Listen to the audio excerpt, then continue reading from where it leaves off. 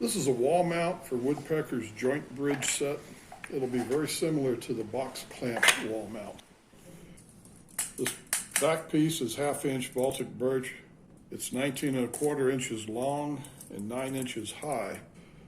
Like with the box clamp wall mount, all these dados are cut halfway through the 1/2 inch. And then you're going to need 5 of these. This is 1/4 inch.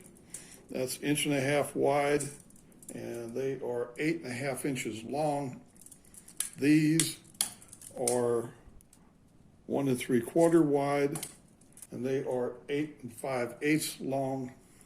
And these two end pieces are 1 5/8 wide, 8 5/8 long. This back piece is 1 5/8 inches high, and I cut it to 19¼ long, and it'll be rounded off on these radiuses. Inside to inside is 4 1/4 for each of these cavities. That's centered on this piece of wood, and that leaves 1/2 inch on each side. These have all been glued in place. You just want to make sure everything is square.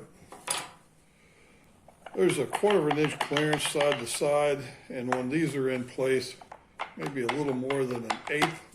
And it's real easy to reach in here and just take these out, or to drop them back in there again.